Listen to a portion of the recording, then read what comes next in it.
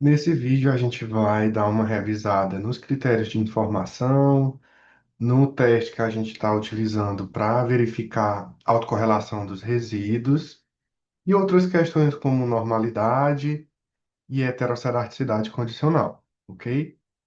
Então, o código já está disponível, vocês têm acesso, assim como o arquivo do R Markdown também com o mesmo código, né? Então, aqui a gente vai passar de uma forma um pouquinho mais breve, ok?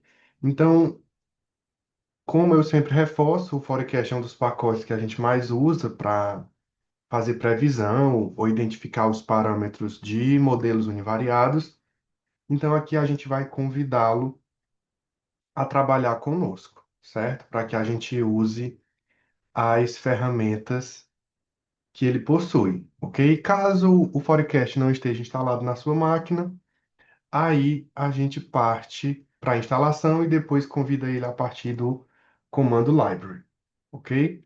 Então aqui eu estou fazendo uma simulação qualquer de um processo autorregressivo de ordem 2, certo? Aqui a gente tem o parâmetro P, o parâmetro D, que por enquanto a gente está considerando, né, como a gente está simulando os processos, e os processos simulados são estacionários, a gente está considerando D igual a zero. E aqui, como é um processo autorregressivo, a gente não tem o parâmetro Q, ok? Então, a gente tem a ordem do processo, e aqui a lista dos parâmetros do processo autorregressivo, e aqui a quantidade de observações aleatórias que vai ser gerada nessa série. Aqui a gente tem a semente aleatória, que eu coloquei um número qualquer, executei, selecionei, executei com Ctrl Enter, e aqui eu estou atribuindo a todo esse processo já descrito, esse AR2, eu estou chamando ele de série um e eu estou usando o símbolozinho aqui de atribuição para que ele seja salvo como objeto do R. Selecionei, executei, a série temporal foi salva aqui no campo do environment, ok? Novamente, se a gente estivesse trabalhando com a série real, o que que a gente ia fazer depois que a gente colocasse a série dentro do R? A gente ia usar o plot TS ou o TS plot e iria executar. Então aqui a gente tem a série simulada, né? Uma série autorregressiva, de ordem 2, estacionária, como a gente vem fazendo. O próximo passo da gente seria fazer a FAQ e a FAQ-P. Eu estou usando os comandos com o A maiúsculo para calcular a função de autocorrelação e o comando com o P maiúsculo para calcular a função de autocorrelação parcial, ok? Então, vou aqui executar. Aí eu tenho a FAQ e eu tenho a FAQ-P do meu processo autorregressivo 2. Observando aqui a FAQ, acontece o que tem que acontecer, pelo menos o que é esperado que aconteça. A gente tem um decaimento da função de autocorrelação. Quanto à função de autocorrelação parcial, a gente tem a primeira autocorrelação, né, para a primeira defasagem significativa, e a segunda também significativa, e lá para o lag 9 a gente tem outra autocorrelação significativa, mas como a gente já simulou o processo dizendo que era um R2, então a gente sabe que, na verdade, a gente pararia por aqui. Na prática, a gente poderia testar até um modelo autorregressivo com P igual a 9? Pode, né? Mas a gente tem que estar sempre lembrando da questão da parcimônia. Então, é mais fácil compreender, fazer previsão com modelos com menos parâmetros. Para isso, existem os critérios de informação. Então, pressupondo que a gente não conhece a ordem do processo, certo? O que é que a gente vai fazer em sequência? A gente vai simular alguns processos utilizando o comando ARIMA com A maiúsculo, que é o comando de estimação de modelos do Forecast, ok? Aí aqui eu fiz algumas simulações, ok? Eu fiz um modelo sem média, coloquei aqui que não era para incluir a média, tá? E aqui eu estou atribuindo a cada modelo algumas especificações a partir da série simulada que eu estou chamando de série 1. Então, o primeiro modelo simulado foi um AR1, o segundo modelo simulado foi um MA2, o terceiro modelo simulado foi um ARMA 1.2, o quarto modelo simulado foi um ARMA 2.2 e o último modelo simulado é o modelo que a gente já espera que seja o melhor modelo, né? Que é o modelo autorregressivo de ordem 2. Na prática, a estrutura que a gente vai fazer é a seguinte: a gente vai convocar o comando arima, vai colocar a série, vai colocar a ordem do modelo, certo? Aqui a gente precisa dizer para o R qual é a ordem do modelo e a gente pode ainda incluir algumas observações. Aqui eu estou fazendo um modelo sem média, mas essa questão de fazer modelo com média, fazer modelo sem média, vocês podem tirar essas informações da literatura, da série temporal que vocês estão trabalhando, ou testar diferentes modelos, ok? E como sugestão primordial, é sempre interessante que a gente execute o help do comando que a gente vai trabalhar. Aqui eu executei o help do Arima, tá? Lembrando que esse Arima com A maiúsculo é do pacote Forecast. E aqui você pode fazer uma leitura mais detalhada de todos os possíveis componentes do comando Arima. Eu posso indicar que eu vou ter um modelo sazonal, eu posso incluir média, drift, constante, e tem algumas coisas que podem ser observadas, tá? Inclusive na página da disciplina no Siga, tem o link de acesso também a toda a documentação do pacote Forecast. Então, vamos aqui executar os modelos. Modelo 1, modelo 2, modelo 3, modelo 4, modelo 5. Note como eu tinha atribuído cada um dos modelos como objetos do R, eles vieram aqui para essa região, certo? Então, se eu quiser observar os parâmetros estimados de qualquer um desses modelos, o que é que eu vou fazer? Eu vou escrever summary, certo? E vou digitar o modelo que eu quiser. Aqui eu vou fazer do modelo 1 para mudar do que estava aqui. Aí eu executo e na parte aqui do console a gente vai observar os coeficientes estimados e outras características do modelo. Por exemplo, é, o Acaik, né? O Acaik ajustado, o BIC, o log-log-Lehood, o sigma ao quadrado e aqui algumas medidas de erro que a gente vai ver posteriormente, ok? Aí eu posso fazer isso para todos os modelos. Então eu vou fazer aqui do modelo 5, que a gente já espera que ele seja o melhor modelo dentre todos os 5 modelos que eu estou fazendo as estimações. Ó. Aqui a gente tem os coeficientes e as informações, assim como no caso anterior. Aí a gente pode estar se perguntando por que ficar testando modelos se anteriormente eu tinha tido um esforço de observar o parâmetro Q, o parâmetro P, certo? A ordem do processo, na verdade, a partir da FAQ e da FAQ-P, porque não é garantia, né? Inspeção gráfica não é garantia de escolha de modelo correto. Por isso que a gente trabalha ali com dois, três modelos numa circunvizinhança, para a gente tentar escolher o melhor modelo a partir dos critérios de informação, por exemplo. Que aqui a gente está trabalhando com o ACAIC e com o critério BIC. Se a gente abrir aqui qualquer um desses modelos estimados, dentro desse objeto a gente vai ter tantos coeficientes, né? A gente vai ter os resíduos que foram estimados a partir desse modelo e uma série de outras informações, e a gente vai ter o ACAIC e o BIC, ok? Então, para a gente observar isso diretamente aqui na nossa linha de comando, a gente pode convocar qualquer um dos modelos, colocar um cifrão e chamar o valor que eu estou interessado em observar. Aí eu executo e observo qual foi o valor do BIC. Aí eu posso fazer isso para o ACAIC também. de todos os modelos. Modelo um, cifrão, aí ele vai puxar algum dos elementos que compõem o objeto. Aí eu posso procurar aqui, inclusive, e eu vou selecionar aqui o Acaik, certo? E aqui ele mostra na parte do console qual foi o valor do Acaik. Você tem que pegar os BICs e o Acaik de todos os modelos, pode montar ali uma tabelinha. E o que é que a gente quer escolher? A gente quer escolher o menor Acaik e o menor BIC. O ideal é que eles sejam os menores para o mesmo modelo, mas pode acontecer que eles difiram, então você carrega aqueles dois modelos e faz os outros testes posteriormente. Aqui eu escrevi para vocês uma possibilidade, tá?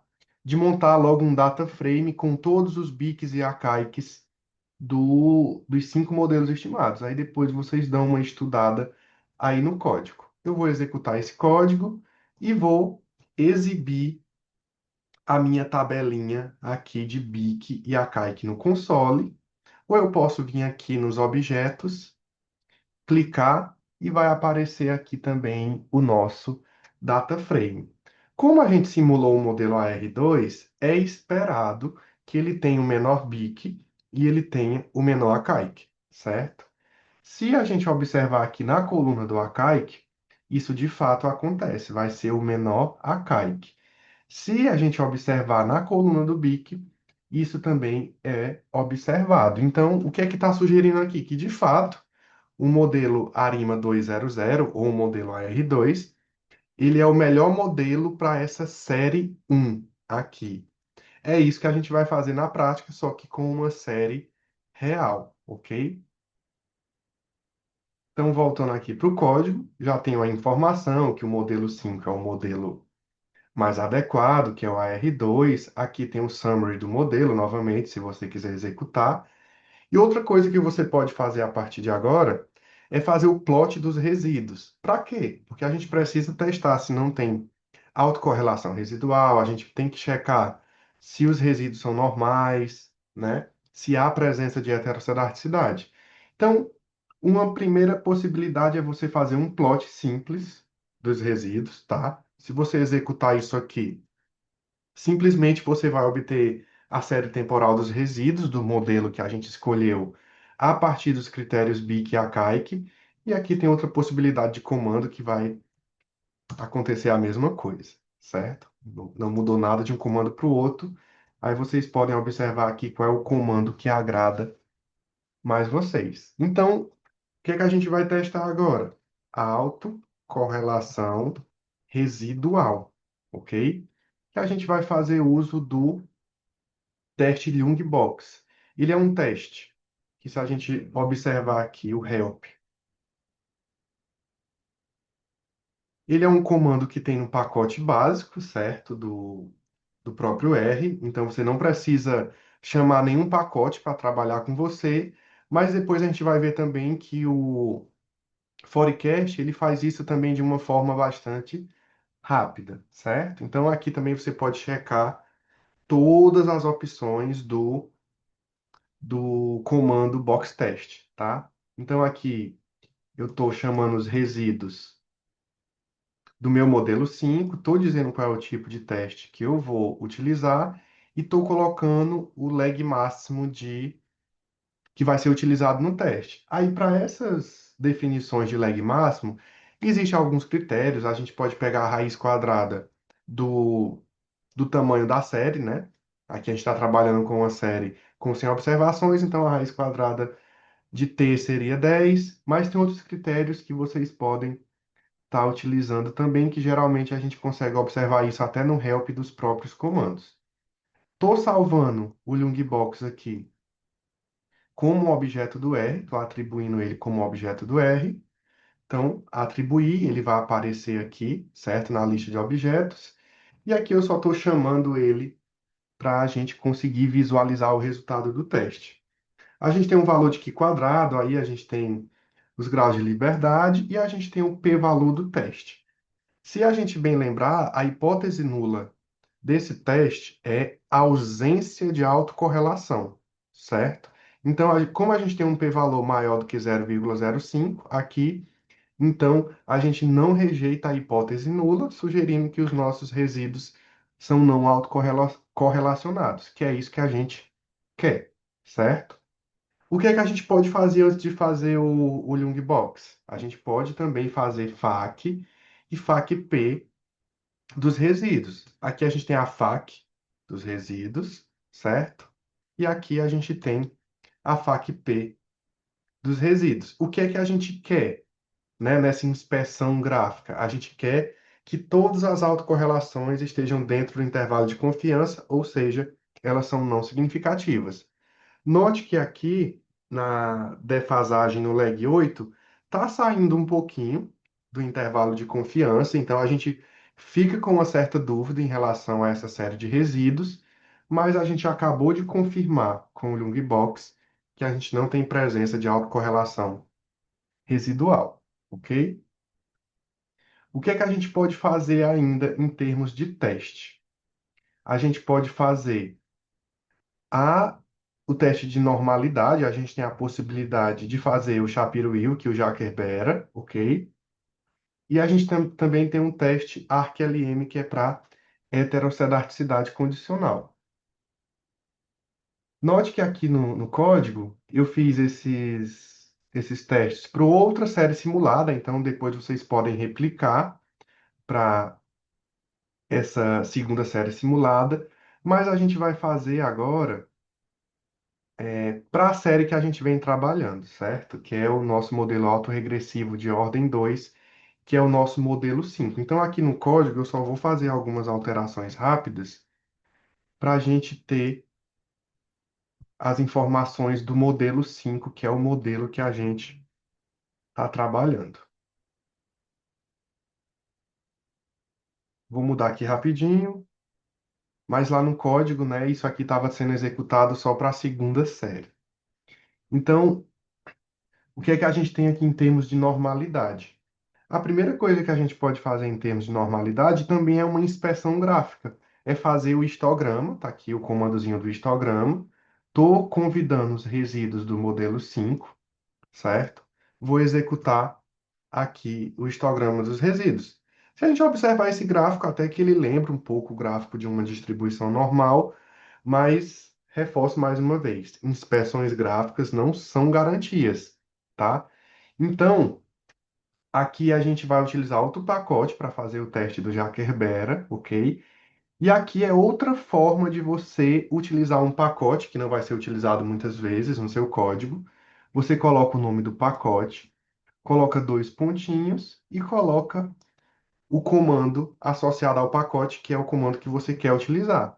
Lembrando que se você não tiver o pacote T-Series instalado, você vai primeiro instalar o pacote T-Series. Como o meu já está instalado, eu vou deixar aqui com o cifrão, porque eu não vou executar esse comando. Então, estou dizendo aqui nessa linha de comando que eu vou utilizar o pacote T-Series e do pacote T-Series eu vou utilizar o teste já Revera. Então, vou executar aqui, certo? Aqui a gente tem o resultado do teste, ok? Ele já vai exibir, porque eu optei por não salvar como objeto do R, mas você pode também salvar como objeto. Então, o que é que a gente tem de informação? Que quadrado, grau de liberdade, e a gente tem um p-valor do teste, que deu maior do que 0,05, então a gente não rejeita a hipótese nula. Aí a gente tem que lembrar qual é a hipótese nula do teste de Arquebera. A hipótese nula do teste de Arquebera, por mais que ela esteja associada à distribuição normal, ela não diz na hipótese nula que a distribuição que a gente está testando é normal. Ela diz que os momentos da distribuição testada são iguais, né? A simetria e curtose, eles são iguais à da distribuição normal. E para a gente isso é suficiente. Então aqui, grosso modo, a gente está dizendo que a gente não rejeita a hipótese nula de que os resíduos são normais. E aqui a gente tem o Shapiro teste, né, o Shapiro-Wilk, que se você fizer o help do Shapiro teste, ele é um comando do pacote básico do R mesmo, do status, tá? Então, sempre que tiver dúvida sobre algum comando ou quiser dar uma estudada mais aprofundada nas opções do comando, consultar o help. Então aqui a gente vai executar o Shapiro-Wilk, certo? Então, olhando aqui só o p-valor do Shapiro-Wilk, a gente também não rejeita a hipótese nula de normalidade, porque o p-valor foi maior do que 0,05. Mas, como eu sempre falo, o Forecast é um pacote muito poderoso, tá? Então, a gente também consegue fazer um cheque dos resíduos de uma forma bem rápida, especialmente em relação à autocorrelação residual. Então, se você quiser fazer esse teste, você vai usar o comando check resíduos, que é do Forecast, e vai convocar o modelo que você está trabalhando, tá? Por enquanto, aqui a gente está trabalhando só com o modelo, mas na prática, geralmente, é ideal que a gente carregue pelo menos dois modelos, ok? Então, vou executar aqui. Quando eu executo o check resíduos, o que é que ele vai gerar para a gente? Aqui na parte do console, ele vai gerar um lookbox, ok? E na parte aqui dos plots, ele vai gerar o quê? A série dos resíduos é plotada, ele vai gerar a função de autocorrelação dos resíduos e ele vai gerar o histograma dos resíduos. Note que a gente já havia feito tudo isso, mas de forma espaçada, né? A gente já havia feito o histograma e havia feito a FAQ e a FAQ-P dos resíduos, assim como a gente tinha feito o plot da série de resíduos também. Então, o interessante dele é que ele faz tudo isso de uma vez, né? Dá uma facilitada para a gente. E aqui a gente observa o resultado do teste que está de acordo com o resultado anterior, certo? Ou seja, p-valor maior do que 0,05, eu não rejeito a hipótese nula de ausência de correlação na minha série de resíduos. Tá com dúvida? Vai lá no help do comando para entender como é que ele está construindo essas questões, ok? E para finalizar, a gente tem um teste ArcLM, ok? Que é para identificar algum sinal de heterocedarticidade condicional. Novamente, não tem esse teste no Forecast, nem no pacote básico, então a gente vai convocar o pacote FINTS, certo? Para trabalhar com a gente. Como eu vou utilizar ele só para fazer o ArcTest, eu vou utilizar aquele artifício de digitar o nome do pacote, colocar dois pontos duas vezes, chamar o comando e convocar a série que eu quero testar. Não tem um pacote Fintus instalado? Aí você vem aqui, descomenta e faz a instalação, ok? Então, eu vou executar aqui o teste, ok? E a gente observa que o p-valor aqui do teste ele foi maior do que 0,05. Então, a gente tem uma sugestão que não há presença de heterocedarticidade condicional, que é o que a gente deseja, ok? Então, aconselho que vocês repliquem esse código fazendo com calma, tá? Podem testar para as outras séries simuladas que vocês fizeram na atividade 2 e 3, só a título de teste, porque todas as séries simuladas foram estacionárias, então é esperado para essas séries que a gente não rejeite as hipóteses nulas de ausência de correlação, de normalidade e de ausência de heterocedarticidade condicional, mas a título de teste é interessante que vocês repliquem essas questões aqui, ok? No próximo vídeo a gente fala um pouco da questão da sazonalidade e da previsão.